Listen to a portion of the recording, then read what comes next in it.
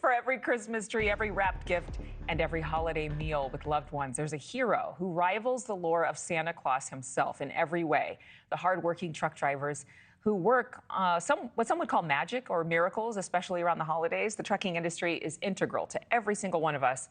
What we need at the store, what we need on our table. Truckers traveling thousands of miles, navigating inclement weather, traffic, the demands of our national supply chain. And the job comes with a lot of sacrifices that can be really hard on families, especially this time of year. Joining us right now is Ingrid Brown. She's been a truck driver for over 40 years. She's also a part of the board of directors for the Women in Trucking Association. Ingrid, you actually have the holiday off, and you're talking to us, so thank you. I am. Thank you. It's great to see you again. Yes. I have it off. I'm like, it's a shock. I actually was going to work, and no, I'm taking it off. So where are you right now? Are you getting some of your shopping done?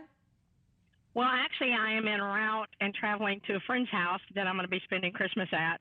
And last minute, decided yesterday I would be able to go because I was actually going to be hauling freight this weekend and this week. So I'll just do it New Year's. So what is it like for you and for so many others? I mean, I would imagine it's kind of like being a soldier in the military.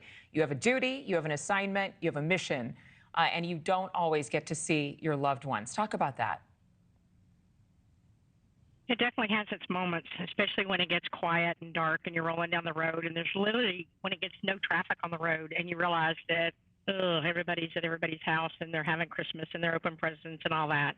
A lot of team drivers, husband, wives, family members or whatever, they share that time together so they're not alone. I run solo and my kids are at the age now that they go to their in-laws and that stuff every other year, so I don't get to see them. And it can get pretty lonely. At the same time, though, it's always that if I can take a load, that it leaves someone to be able to go home and have time with their family on the times that I can't go. I know that I'm trying to reach out and help not only that driver that's been out here and might be missing their children open presents, then I'm out here doing something not only for everybody receiving their gifts, but also to help another driver out. I totally understand that. I always say that if you have to work the holidays, as we are right here in studio, you're covering. It's like you're paying it forward for when you need the time off in the future or when you have little ones for Christmas to celebrate with the kids. But give us some insights working in this industry as a woman, especially since you said you drive solo. Are there times you don't feel safe? Are there times when you got to pack mace or more in order to keep yourself protected? I've looked at all the things. What could I carry? What can I carry? What can't I not carry? And, the biggest thing is how long is it going to take you to get to something like that if you carry? So being proactive in that, making sure that you stay in well-lit areas, making sure of your surroundings, not walking amongst and around areas that are blocked off or people could come around or that kind of thing. That's your first, defense. So you have to take the initial action first rather than trying to find things and objects. Then you start thinking back from that. So there are places, but at the same time, I think I've been to so many, and the Bronx in New York to LA produce market to Chicago to places like that. I just really watch my surroundings and I watch my timing that I go into those places and make that my first defense. Yeah, always keep watching and be vigilant. But you also have created relationships with so many of the drivers and others who do the job that you do. Are there any traditions y'all have, maybe even over the radio?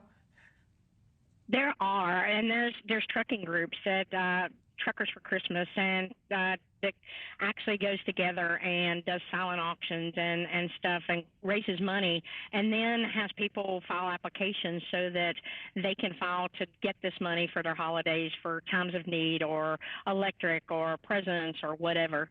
And so it's just a group of drivers that do this. I guess we started that back in the early mid-2000s. And I mean, it's amazing what drivers do for other drivers, but also drivers do for families of other drivers. We're a pretty close-knit group. We definitely take care of one another, whether it doesn't matter if you're brand new out here or whether you've been out here for a long time. Your family is just as much means to us as a driver does. So we're pretty close-knit. Thanks for watching. Go to joinnn.com to find News Nation on your screen. And don't forget to click the red subscribe button below to get more of News Nation's fact-driven, unbiased coverage.